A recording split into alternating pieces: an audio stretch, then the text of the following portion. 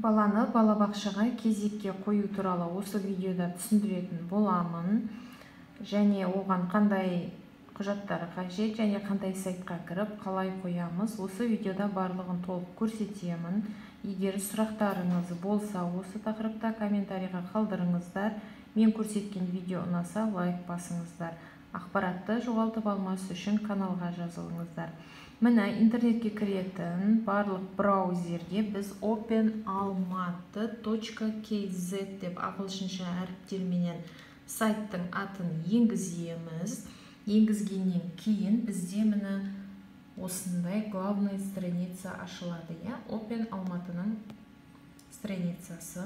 Енді осы беттен біз балабақшаны кезекке қою жолын іздейміз. Ол сайттың оң жақ шетінде төменгі жағында орналасқан постановка на очередь в детский сад.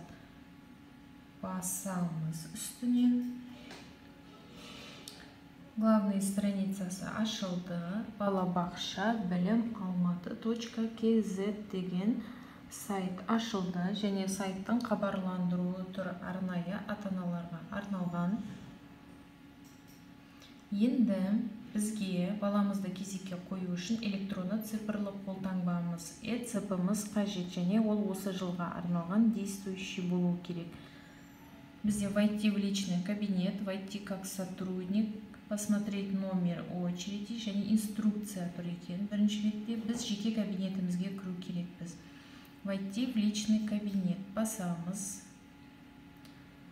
Входқа бізге арнайы жолмен сізден электронный цифрлы қолтаңбаңызды таңдауды сұрап тұр. Сіз бұл жерде ең оңай жолы ЭЦП-мен кіру. Қазір біз таңдаймыз ЭЦП-ны. Сөйтіп жеке кабинетімізге кіретін боламыз. Жеке кабинетке кіру үшін біз жаңа айтып өткенде электронды цифрлы қолтаңбаны таңдаймыз. Оны сіз компьютеріңізді сақтауға немесе флешкамен алып жүрсеңіз болады. Қай жерде сақтағансыз, сол жерден именно электронды цифрлы қолтаңбаның бірінші кілті аутты таңдап жеке кабинетіңізге кіресіз. Міне сіз жеке кабинетіңізге пароль теріп, логин пароліңізді теріп кіргеннен кейін ЭЦП-менен сізде балабақша білім алматы.kz сайтының главный страницасы, яғни басты беті ашылады.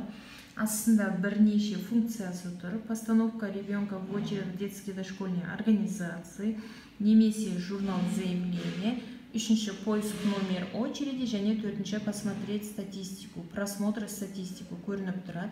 Сіздің ары қарайғы қызметіңіз постановка ребенка в очередь в детские дошкольные организации басып балаңызды кезекке қоясыз.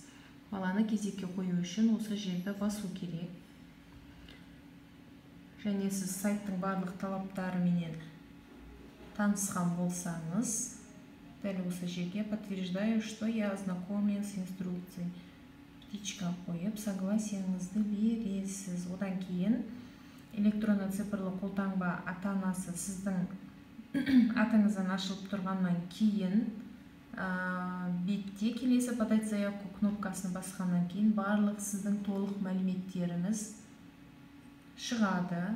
Ол міндетті түрде автоматты түрде шығады. Подать заявку кнопкасын басқаннан кейін сіздің толық аты жөніңіз, иініңіз және туған күніңіз және тұрақты мекен-жайыңыз, яғни қай жерде пропискада тұрасыз, автоматты түрде ол шығады. Және электронды цифрлы қолтаңбаны таңдаған кезде, ашқан кездегі енгізген электронды почтаңыз және сізден мобильный телефоныңыз, яғни сіздің контактный данныйларыңызды сұрап тұрады.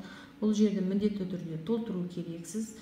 Өзіңіздің байланыс телефоныңызды көрсетесіз. Сіз бұл жерде енгізетін пункт ол тек қана сіздің байланыс телефондарыңыз ғана, қалғаны автоматты түрде өзі толтырылып шығады. Телефоныңызды енгізесіз және вперед келесі деген кнопканы басасыз. Сіз контактный данныйларыңызды, яғни байланыс телефондарыңызды енгізіп болғаннан кейін қараңыз, вперед келесі батырмасын басасыз. Данные о ребенке, яғни сізден балаңыздың иінін сұрайды. Баланың иінін набирать етесіз қолменен. Одан кейін мышканың, яғни тышқанның сол жағын бассаңыз, базада сіздің балаңыздың аты жөні және туған күні толық көрінетін болады. Енгізесіз мұны жерге баланың иінің, ЖСН-ін, қалған екі жері автоматты түрде өзі толтырылады. Тышқанның сол жағын басқаннан кейін.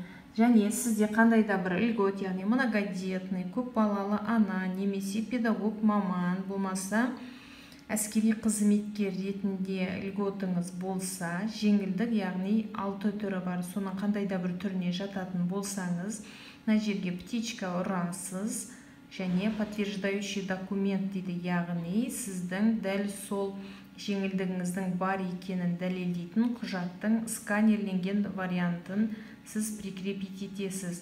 Кнопканы басқаннан кейін сізден міне жеңілдігі бар азаматтардың қандай категориядағы адамдардың жеңілдігі бар екені шығады, таңдайсыз, және документ подтверждающий льготу. Мына жерге плюс қосымшасын басып, сіз ол документті енгізесіз, прикрепить етесіз. Ал егер ешқандай да льготыңыз жоқ болса, сіз бұл жердегі бос орынға ешқандай белгі қоймайсыз. Және балаңыздың иінің енгізіп, аты жөні, оның данныйлары барлығы автоматты түрде толтырылғаннан кейін согласие на сбор, обработку, хранение деген осы сөйлемнің тұсында тұрған бос орынға, яғни сіз балаңыздың данныйларын жинауға, сақтауға, тексеруге рұқсат бердім деген мағынада тұрады. Дәл осы жерге сіз птичка белгісін қою керексіз. Содан кейін барып назад или отправить, кері қайту немесе жіберу екі кнопка тұрады.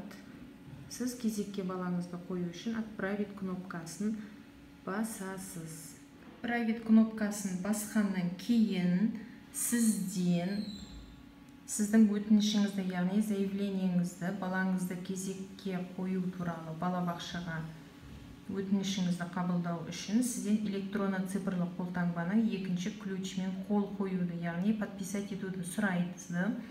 Сіз өзіңіздің электронды цифрлық қолтаңбаңызды қайда сақтадыңыз, сол жерден таңдап алып, RSA екінші ключмен паролін набирать етіп, қол қоясыз. Екінші кілтпенен подписать еткеннен кейін, яғни қол қойғаннан кейін, сіздің экраныңызда мынандай уведомление, яғни хабарлама шығады.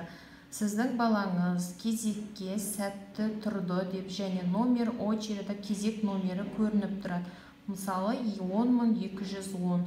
Бұл дегеніміз қала бойынша жалпы кезекте сіздің балаңыз 10210 болып кезекке тұрды деген сөз. Және сізге келген хабарламаны, балаңыздың кезекке тұрғандығы туралы уведомлениені скачать документ о регистрации деген көк жазумен жазылған жазудың үстін бассаңыз, сіз уведомлениені скачать етіп аласыз. Және бұл уведомление сіздің жеке кабинетіңізге де келіп тұрады. Сол жақтан көрсеңіз де болады.